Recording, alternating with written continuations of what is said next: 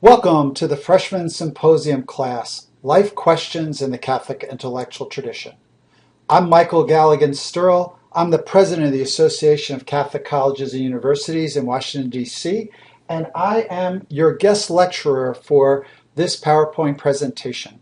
If you'd like to tweet, there's the information you need. What I hope you get by the end of this time together, which should be about 40 minutes, is the recognition of two very important goals. First, what are life's big questions? How do they fit into your life? And secondly, how can the Catholic intellectual tradition or wisdom from the ages help you answer your own personal questions that you are encountering? The way this presentation is going to unfold is that there's going to be four parts. We're going to ask, why do you even care about the Catholic intellectual tradition, and how can life's questions help you inform your learning about Catholic intellectual tradition? Second, what is it? Third, how can you use it? And fourth, who are the people that are using it right now in the United States? You've decided to come to college. You have chosen to learn an academic area and also, during your time in school, examine life.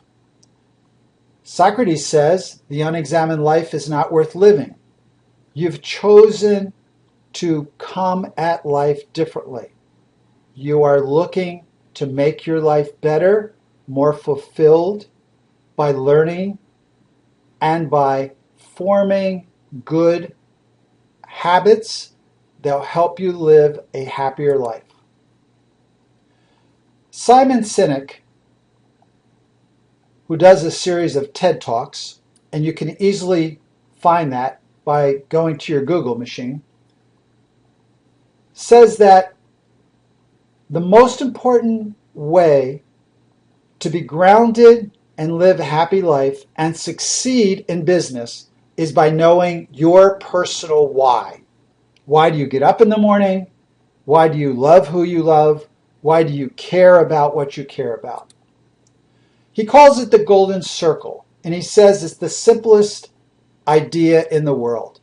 That is, why, how, what, and who help to frame and shape how we proceed in life. Some organizational leaders can answer the question what, can answer the question how, but few people take time to figure out their why in life. So I ask you, what are some of your why questions? Why have you come to St. Thomas? Why are you pursuing the degree you're pursuing? Why are you making the choices you're making in your life this day? Many people know the what or the how, but very, very few people focus on the why. What is your cause? What is your belief? Why do you get out of bed in the morning? Simon Sinek says, as a result, many people go from the outside in instead of the inside out. That is, they answer the question what, they ask the question how, but they don't get to why. And therefore, it's very hard to stay grounded.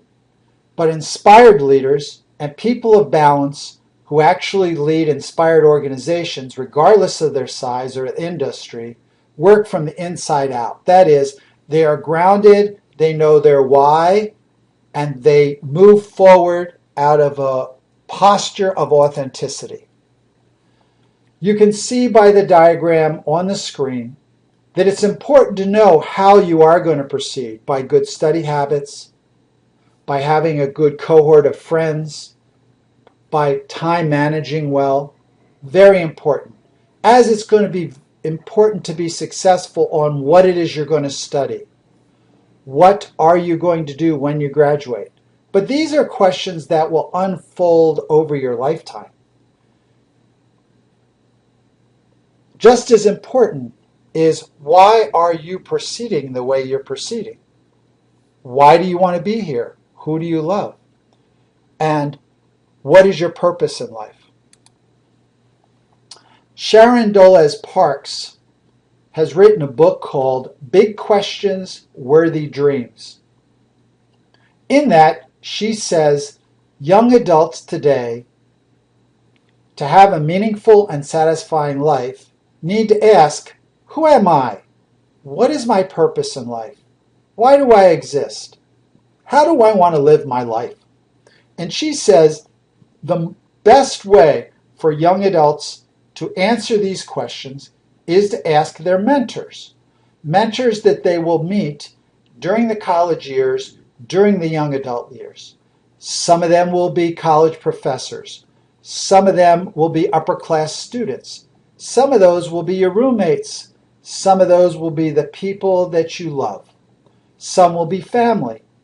These mentors in your life will help you answer your big questions and help you shape your worthy dream.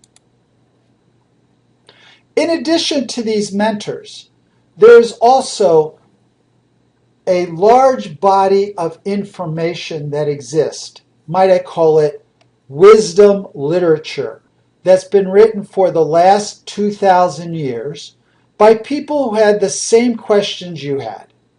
They are people that have been part of the Catholic Church community. They have searched through questions like you have and lived a life like you are now living, and they have written either books, papers, or they have created art that captures for them some of the same answers to questions you have found in your life. There are others who have also put together answers to these significant questions. Questions like, what is good? What is true? What is beautiful? These three questions are not questions that come from the Christian, Catholic, or religious community, regardless of the denomination or faith belief system. These three questions are what are called transcendental values: the good, the true, the beautiful. These questions that you see on the screen precede the birth of Jesus. That is, they were part of what was called pre-Socratic philosophy. In short, they are not religious concepts. Rather, they are human concepts that the Catholic Church and others of religious beliefs have come to believe to be helpful in finding a meaningful life. By having good answers to these three questions, people can become centered, they can become their best selves, they can be in love relations more easily, they can be more successful in the marketplace. In today's culture, these values, true, good, and beautiful, are not held up in as high esteem as they once were. And there are many people in today's society, both religious people and those not of religion, who choose not to do the good, the true, or the beautiful, but instead choose spin, utility, and personal preference. What do I mean? Well, sometimes you really want the truth, and you read a newspaper, or you listen to news, or you listen to someone tell a story like a parent or a grandparent or a godparent, and you know full well that they are not giving you the truth. They are spinning the facts to be pointed in a direction of their preference. This does not enable a person to be grounded and whole and authentic. And so with the good, all of us need to discover what is the good life? How should you treat other people? What is the ethical choice to make? And when people do that, they live a more fulfilled life. In today's world, people aren't as convicted and committed to the good as they are to the utility or the use of another person. That is, they don't want to really focus on what's the best for that other person, but rather, how could this person be useful to me, or how could they be of utility in my relations with them or in society, rather than being of worth on their own instead of simply being a cog in a machine. And lastly, all of us have had an experience somewhere in our life by listening to music, seeing a piece of art, watching a sunset, communing with nature, being involved in an athletic competition where the beautiful, the majestic, the special is enriching to watch and behold. That experience of the beautiful is a transcendental value. This is very different than what is sometimes identified in today's world as a personal preference. That is, well, you may think that, but I think this. In fact, there are things that are beautiful and aren't just a matter of, quote, personal preference. That is, for the majority of people, and I'm talking here 9 out of 10 people that witness a certain sunset, they would say, that is really beautiful, or that piano piece, or that piece of art, or that athletic skill is really something beautiful to behold. And so these transcendental values help guide a person's life going forward. So why would you as a student beginning at St. Thomas University want to ask a question like why at this early stage in your first 3-4 weeks of school? Because getting a good answer to why are you here, what is your mission, what is the direction you're heading, why do you love, who cares about you, what is good, what is true, what is beautiful. Learning how to ask these very important questions will set a path for your life that will lead to enrichment and success. Next, we focused on what. What is the Catholic intellectual tradition, and how can it help you answer life's questions? The best way to understand this is to pull apart the three words, Catholic, intellectual, and tradition, and treat them separately. And so I'm going to quickly summarize these 3 items to help you better grasp what we mean by the Catholic intellectual tradition. So first, what does it mean to be Catholic? Well, first and foremost, a Catholic is a person who follows the way of Jesus, and lives that way of Jesus in a certain mindset or pattern as compared to other Christians who are also following Jesus, living, copying, emulating his life in a little different direction.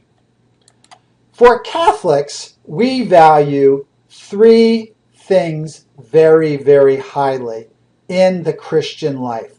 These are what I might call our 3 aces in our deck of cards of the Christian portfolio. The 3 words that capture this way of proceeding are sacramentality, mediation, and communion. By sacramentality, the Catholic believer understands that God created all things and that within those creations in the world, a person can see a part of the great glory of God. All the world is filled with the greatness of God. That phrase captures sacramentality. So the students in your class, the students on campus, are an image of God. The earth, that sunset, that beautiful piano piece that was just played. Everything of creation, in part, is a manifestation or a sacrament or a visible sign of the invisible love that God gives to the human person. Catholics value this very, very highly because they believe that a glass is half full more than a glass is half empty. That is, that God has created everything around us, and we are blessed to be living and enjoying what is in front of us. Second, that these things that are out there in the world, people, places, and things, that we can connect with God through them by doing good works, by interacting with them, by seeing grace around us in what they do, that the material, the human, and the finite are vehicles in which God acts to make a difference in the world. That is, they mediate the wonder of God to the human person. And third, the Catholic believes that we as a human race are in this together. It isn't simply my life that matters, it's our life that matters. It isn't simply my goal to love other people and live a good life and ultimately reach heaven, the afterlife, because of the life I lived, but rather the human person in a Catholic worldview commits themselves to the common good, to making all of the world around us better, and to bring with us into the love relationship with God our friends, our people around us. Now, the primary way we do this is through our actions that are actions of love. We lead with action more than we lead with words. St. Francis says,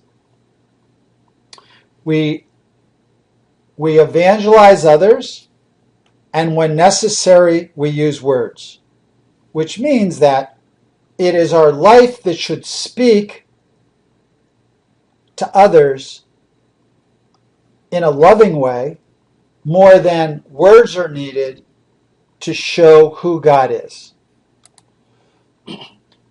So we take from these three values, sacramentality, mediation, and communion, a Catholic worldview or a way of seeing things. Okay? It's a distinctive perception of reality. Now, Pope Francis says that this way of living a full life, this way of being embraced in the sacramental mediation, communion way of living, is lived well when the good, the true, and the beautiful, these transcendental values that preceded Christianity, are held up in an integrative way. And your time here at St. Thomas is meant to expose you and allow you to wrestle with the good, the true, and the beautiful. So in Pope Francis's words, if something is true, it is good and beautiful. If it is beautiful, then it is also good and true. And if it is good, life-giving, then it is true and it is beautiful. And together, these elements enable us, you and me, and Pope Francis, to grow and to love life. Even when we may not be well, even when things aren't going our way, that there are problems. Because we know in the midst of the good, the true, and the beautiful, in a Catholic worldview, God is present and alive and will carry us forward. Second, to be intellectual. That is, you have chosen to be at a university. And in the words of John Henry Cardinal Newman, who helped Catholic universities understand their goal in life, he calls the university a place where inquiry is pushed forward and discoveries verified and perfected. And listen to this next phrase. And rashness, that is, people that aren't being good, true, and beautiful, people who have crazy ideas, we need to render them or call them out and say, that's innocuous. And we have to expose error and say, you're spinning that truth. The truth is really this. And through the collision of mind with mind and knowledge with knowledge, a university and the intellect is refurbished and reborn and created in a brilliant way. Some of you probably don't know this, but the Church has been a long-time advocate and supporter of colleges. In fact, the Catholic Church founded the first universities: Bologna, Paris, Oxford, Cambridge. All of these schools, the very first universities in the world, were founded by the Catholic community because we believed that God is embedded, is part and parcel of knowledge and reason and faith and truth and good and beauty. And the more we can expose people to those intellectual concepts, the better their lives will be. And so the Catholic community very early founded these universities, and they invited everyone to attend, not just folks that were Catholic, not just folks that were Christian, but folks that did not believe, people that were of other religions, joined with us in the pursuit of knowledge and the intellectual. And the Church saw that as part and parcel what we needed to do because we were Catholic. In the United States, some of the schools that the Catholic community founded, that are the oldest schools, are the four on the screen. We believe, that is, the Catholic community believes, and John Paul II, who wrote the document Ex Cordia Ecclesiae on what does it mean to be a Catholic university, says it is an honor and responsibility of a Catholic university to consecrate itself without reserve to the free search for the truth about nature, man, and God.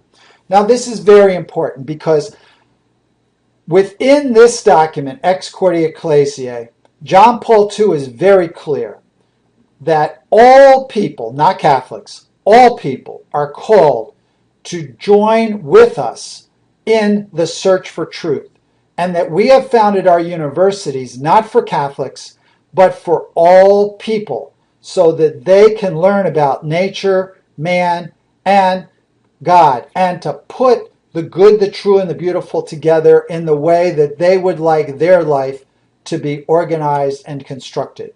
And so, by being at a Catholic university, we want you to know that there is no reserve on the free search for truth, nature, man, and God.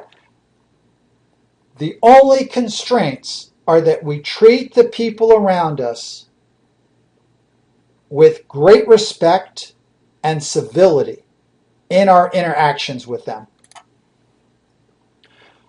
Last, tradition. Well, tradition is in part treasures, written books, that have been studied and handed on. Yes, it is written documentation, might we say, libraries. But it is not just written text or musical text or arts and customs, but it's really a whole way of thinking and expressing and acting. There's a whole treasury of classics that are out there past just theological or philosophical documents. All knowledge is part and parcel of the treasury of the Catholic intellectual tradition.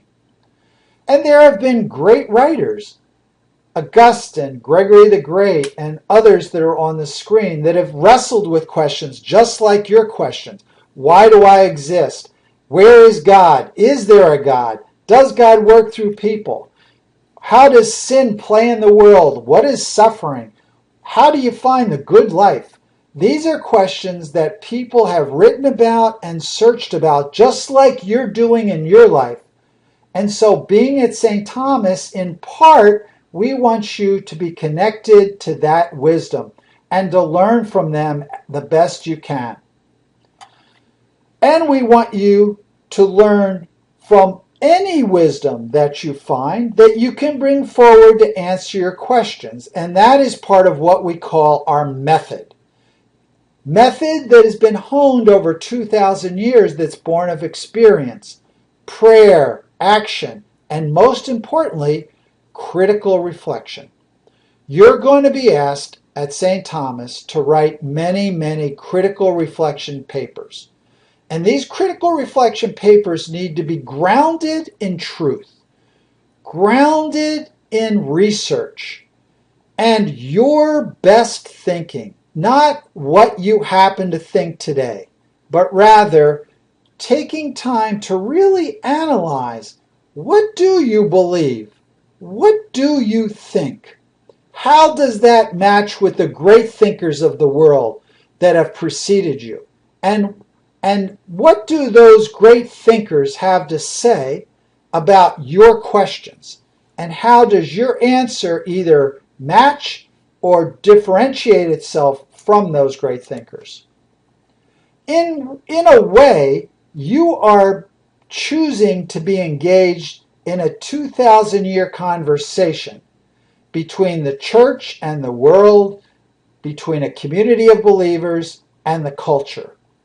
You are now part of the Catholic intellectual tradition by sharing your critical reflection and thoughts, as well as your professor, as well as your mentors, as well as the great books that are in the library, the language and the knowledge you will learn through computers, by researching what's online with the data that's there.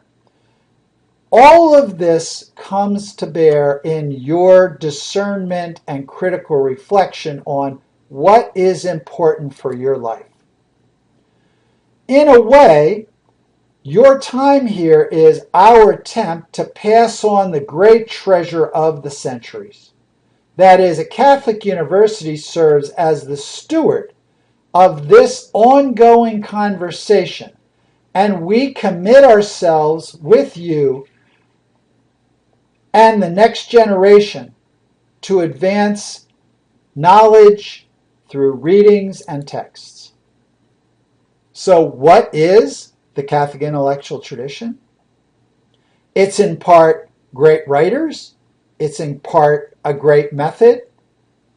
It is in part a conversation. And you are now part of that conversation.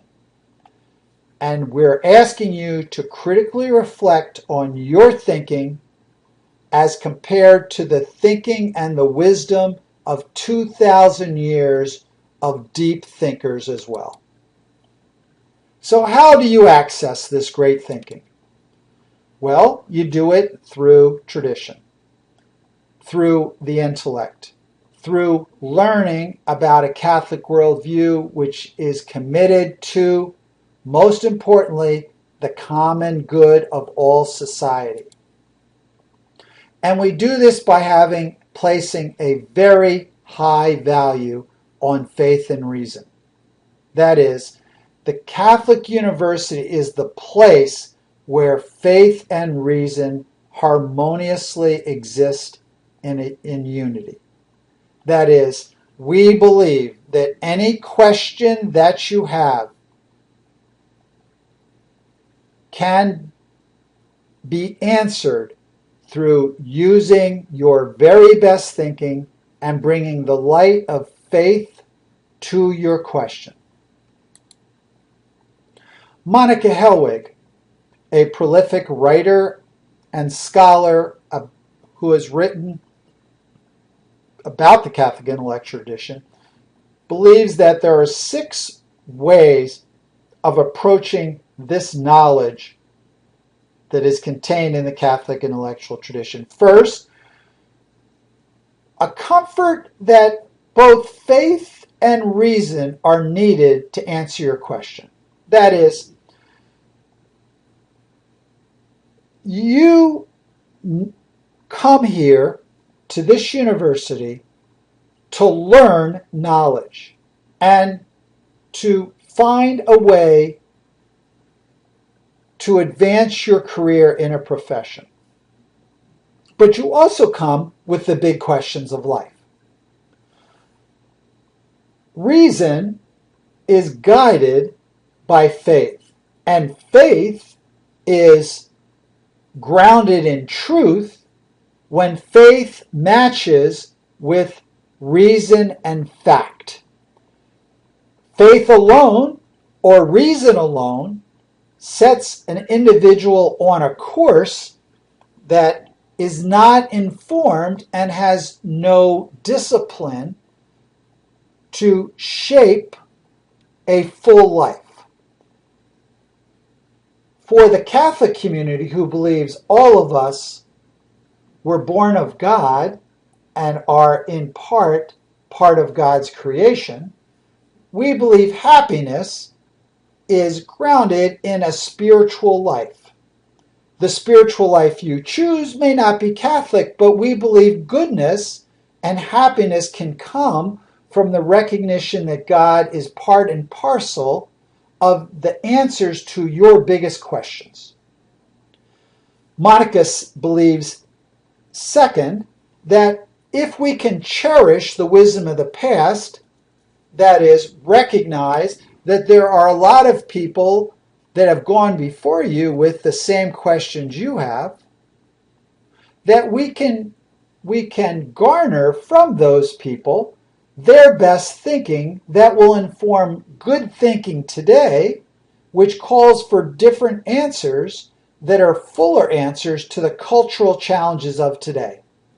But to simply create answers for today without reliance on the past is a little bit like never asking your parents or any of your teachers or your grandparents or the wisdom people of your life or even your friends what would be a good way to solve this problem. No one goes through life using that methodology. And Monica Helwig is trying to say, by retrieving the wisdom of the past, you can get to a better answer. Third, she suggests that no matter who you are, you always be inclusive in what you're asking. That means if you're a Catholic, or if you believe in no God or have no faith in a religious system, that you ought to be talking together. That the person who's a believer and the person who is not can help inform one another about the realities and the truth of life. So having a non-elitist attitude, if you're a believer or not a believer, and having civility in the care of how you speak to the other person by always valuing them, will lead to a better answer. Fourth, that the world is better when people in the world recognize that their answer to their question is going to have implications for the community, and that the community needs to be considered when you make choices, because the community will always be impacted by the choice you make. Fifth, that your knowledge or scholarship, the learning of a profession that you will learn while here at school, needs to be integrated with practical, down-to-earth knowledge. Having silo thinking is never a good way to proceed. And finally, that all the world is full of the goodness of God, and that sacramental principle is the best way to proceed. These 6 ways of approaching learning while you're at St. Thomas will lead to better answers than if you chose to be elitist or only use faith or not pay attention to the past or never consider others or not recognize of the beauty of creation around us.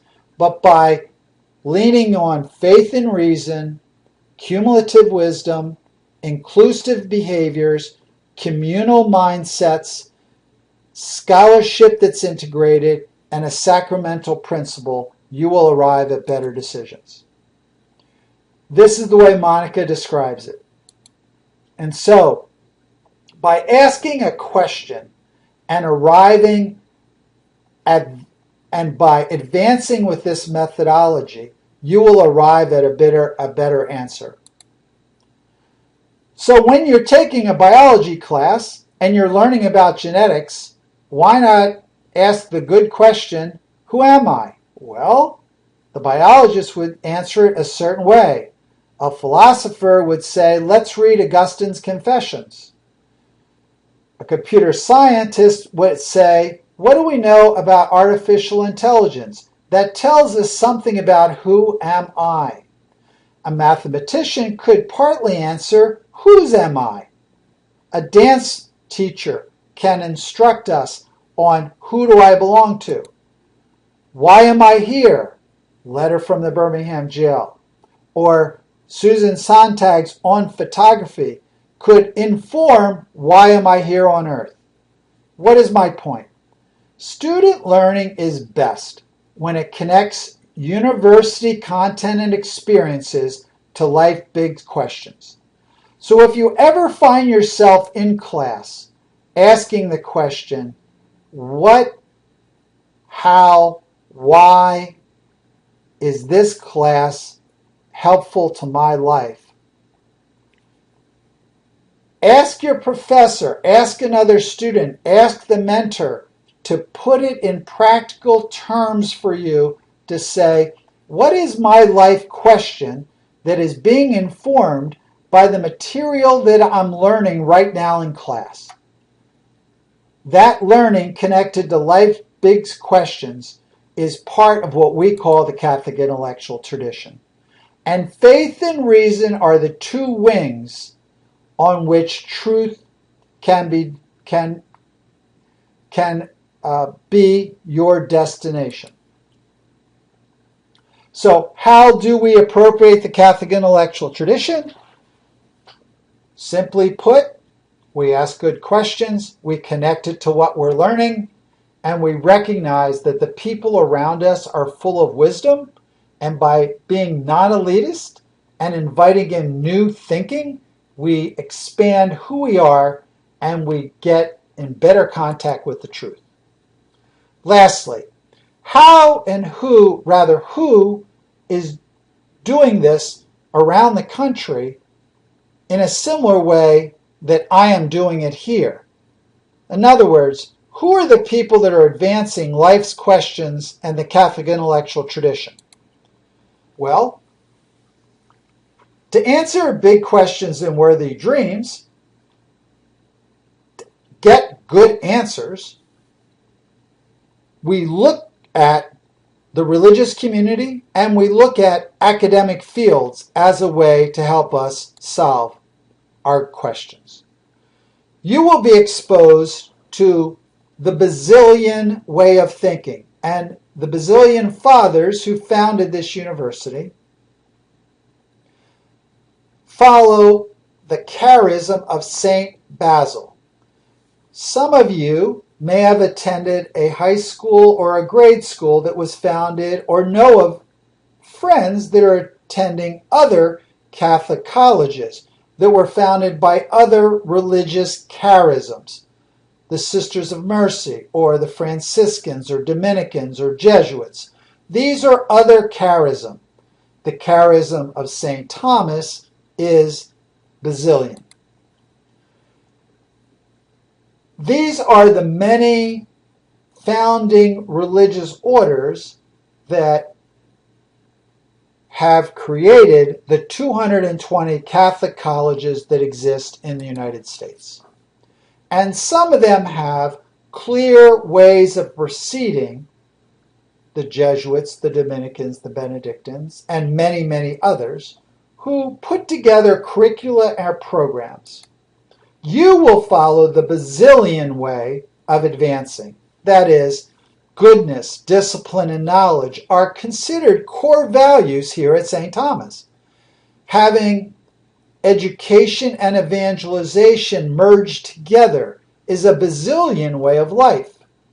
The qualities, the qualitative qualities of respect for intellectual life, educating the whole person, and collaborating are very, very high on the Basilian list of the ways of proceeding here at St. Thomas.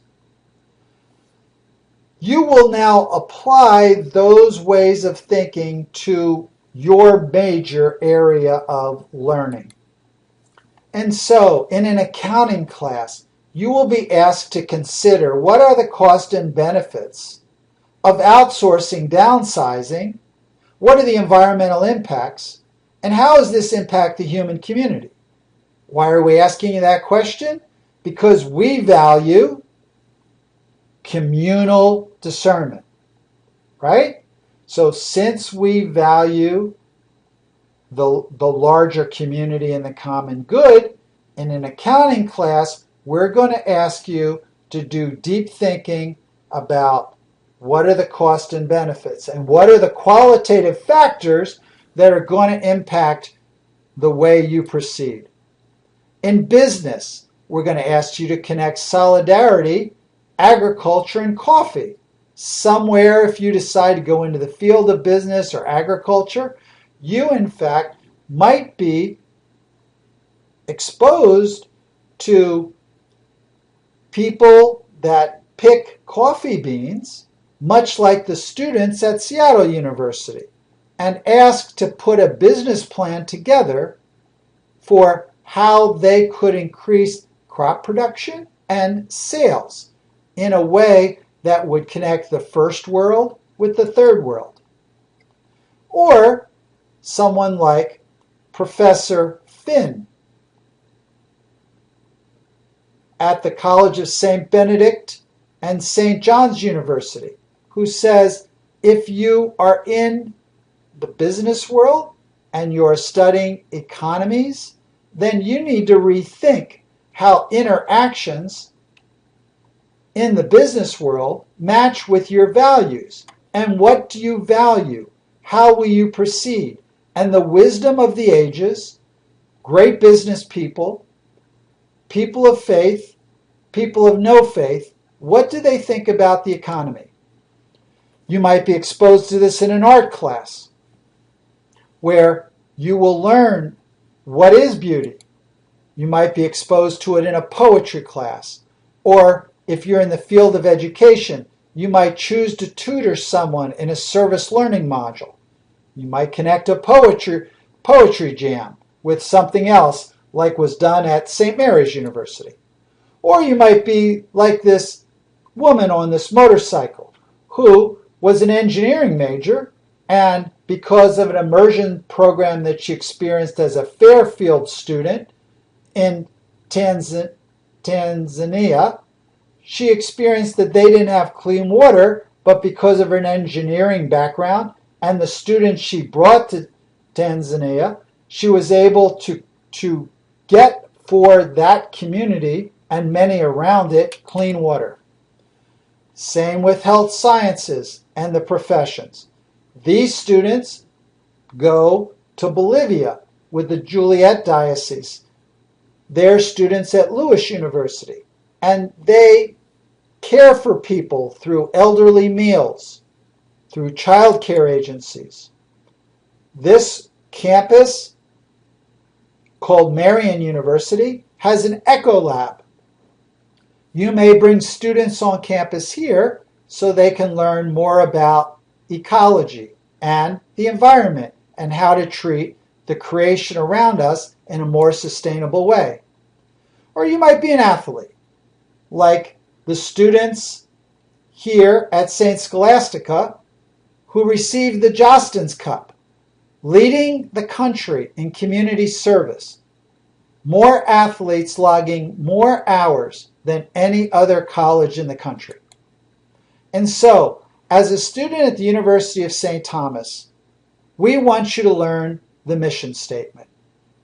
We believe that the Catholic intellectual tradition, which is in part identified clearly in the mission statement and connected to faith and reason, will help you be a better person, develop your core values, goodness, discipline, and knowledge. And as you head towards graduation, even though you're starting now, your ability to think more critically, to communicate more effectively, to lead more ethically, and essentially succeed in the profession of your choice will be shaped and formed because of the interactions with your classmates, your mentors, and the wisdom of the ages. Pope John Paul II said, "A Catholic university is without a doubt one of the best instruments that the Church offers to our age, which is searching for certainty and wisdom." And so we at the University of St. Thomas commit ourselves to your searching, to your looking for answers.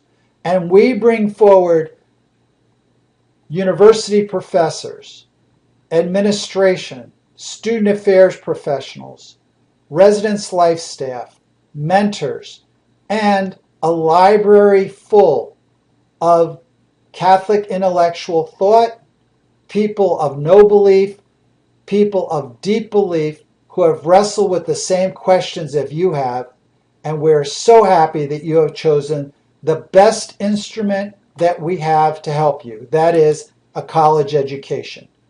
We hope that the education you experience here will not simply be the filling of a pail as if your mind was a bucket and we're pouring in facts, but instead we hope to light a fire in your soul, in your heart, in your stomach, in the person you are, so that you can live a life worthy of your calling, a life that will be successful and happy.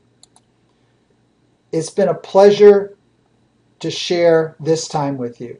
May your studies here be a blessing.